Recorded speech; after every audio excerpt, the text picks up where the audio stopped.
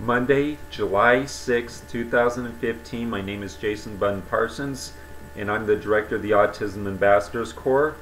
And I also lead a autism community support group called the Autism/Asperger's Network and Supports, which you can find the meeting at meetup.com, and you search the Phoenix area for for that title, Autism/Asperger's Network and Support.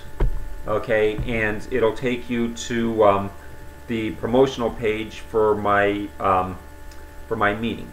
Anyways, and this is to promote the July meeting, which is going to be on the 18th, and I'm doing it by video because what I have to say to promote this particular meeting is too lengthy for the limitations that the website imposes as far as the the size of the messages that you can post. So anyways, for those of you who've been watching my videos for years, you basically know the background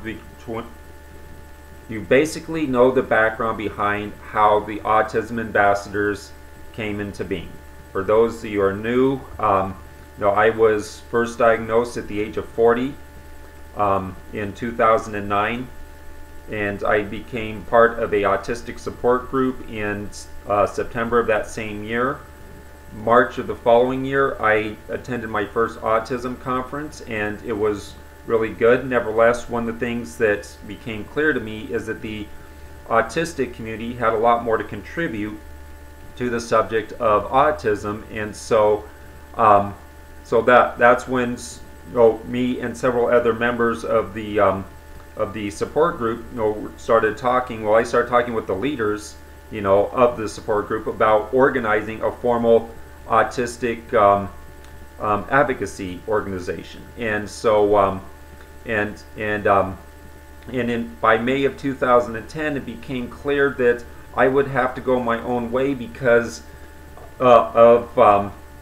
basically I was the only one that didn't believe that the way to change society is through the politicians. Okay, you got to do the protests, you got to do this, you got to do that. The politicians are the key to changing society.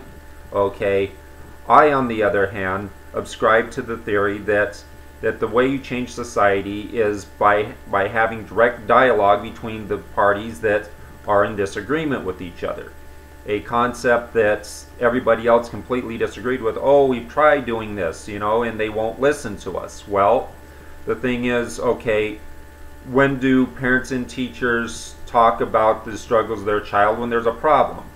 Okay, that they, and so every venue in which they're discussing, that these problems are inherently confrontational, and so things go awry rather quickly. Either the parent is blaming the teacher for not doing a good enough job with their student. The teacher is making the parent feel that their child is a rotten kid. I know that they don't intend to do that, but nevertheless, this is what the parents feel like, and then the autistic child is completely misunderstood by both parties, because they can't explain to either the parents or the teachers exactly what's going on with them. Okay, and so it's always been my position that what we need to do is tear down the walls of segregation, where parents meet here, autistics meet here, teachers meet here. We need to tear down these walls of segregation and start talking to each other directly, not without these third parties who have appointed themselves as the representatives of autistics without our consultation or consent, and disseminate information that many of us find to be extremely detrimental for for our goals of trying to be more self-sufficient. Okay, and so anyways, and so it was so basically in October of 2010, with the support of my then church, Covenant of Grace Christian Fellowship, they that they gave me official recognition to start the Autism Ambassadors Corps with the express mission of creating this dialogue. And so so for the past several years, this is what I've been trying to do, and it has been utterly futile. Okay, you know, in 2011, 12, and 13, we had a annual conference at the church, and the speakers included Sue Golubach and Tara Marshall. They're the co-organizers of our autistic support group. And you know, Sue is a now retired occupational therapy. She has a master's degree in occupational therapy. Tara Marshall is a speech language pathology assistant, having an associate's degree. Okay, and the purpose of these conferences was to bring to the attention, you know, the specific issues that the autistics are discussing in our group, and making them public and discussing, you know, what the problems are and what the solutions are. And you would think that all of these people who are wanting insights into autism, you know, and you know, particularly the parents trying to understand the struggles of their autistic child, would want to come, but you would be wrong. Okay, the third party, you know, organizations ignored us.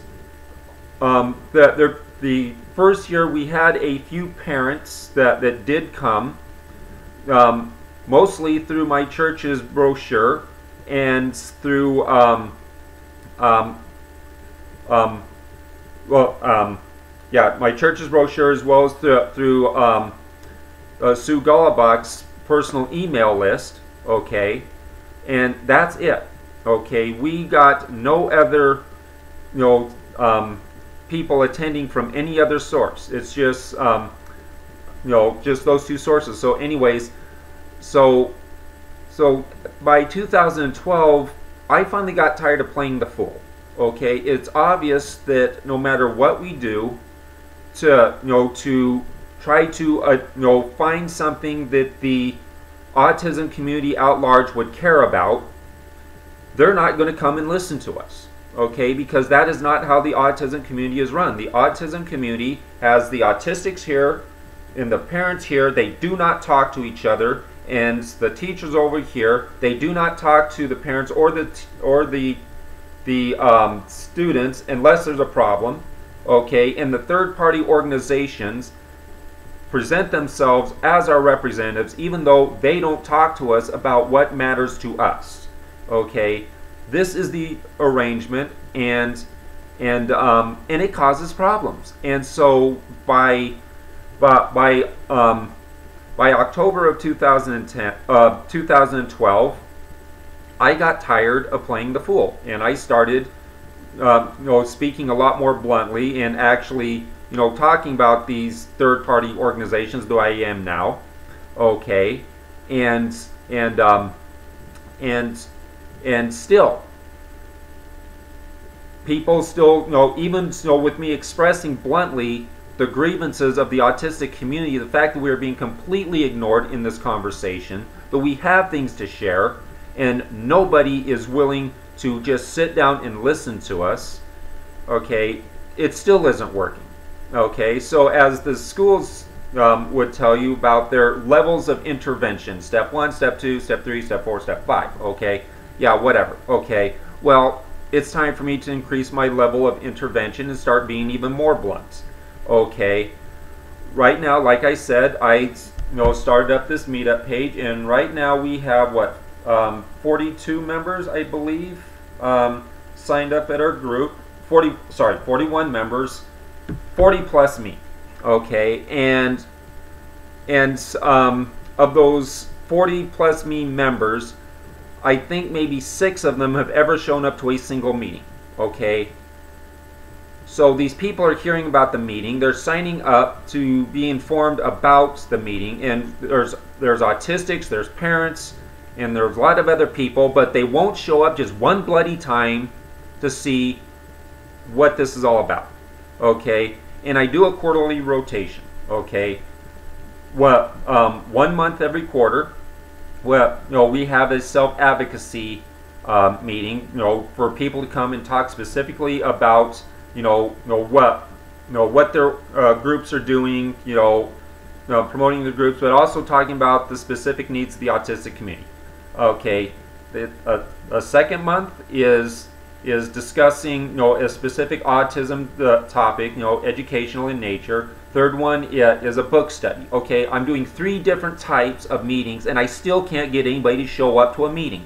Okay, what bloody type of meeting do you people want if you to just show up and just listen to us for once? Seriously, I am just so frustrated right now. What in the bloody world do we need to do so you'll just show up one bloody time to one bloody meeting and find out what we actually have to contribute to the subject? Seriously, what do we need to do? And seriously, what? And this July, the July meeting is an advocacy meeting. So once again, people bringing their concerns, but the only other people that are showing up are the ones from my the Tempe support group, the one that I first learned about autism at. Those are the only people that are showing up for the past several months. All these parents. Oh, what's my autistic child going to do when I'm too old to take care of them? Okay, so that's going to be when they're, typically 60s or 70s is when, I'm not saying that all 60 and 70-year-olds, are that way, but anyways.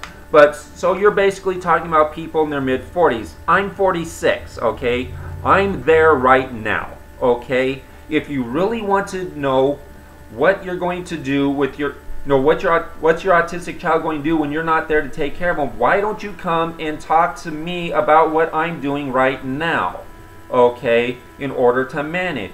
Why don't you find out what stumbling blocks society is putting up in front of me and help me get rid of those stumbling blocks, so that way when your autistic teenager is in their 40s, those stumbling blocks won't be there, okay? And in the meantime, autistics, myself and other autistics can give you insights into some of these issues that your autistic child may not be able to express to them. I don't care, how high functioning somebody is, how intelligent somebody is. There are certain things that no 10-year-old can explain to adults, that autistics deal with. Okay? Just come one bloody time and find out what we have to contribute to the subject. Seriously, just try one time. If you're really that concerned about, what's going to happen to your autistic child when you're no longer able to take care of them, why don't you come and talk to autistics who are already in that situation right now and see what they're doing? Okay? Just try one time. Just come and talk to us. Just one time, please. And so, like I said, that's going to be third Saturday of July, which I believe is the 18th, if I remember right. Yes, it is. It's July 18th. Okay, 2 p.m. at the Disability Empowerment Center. Okay, 5025 West Washington, Phoenix, Arizona. Okay, we're going to be there from 2 to 4. Show up and talk to us. Just for once, talk to us and see what happens. Thank you.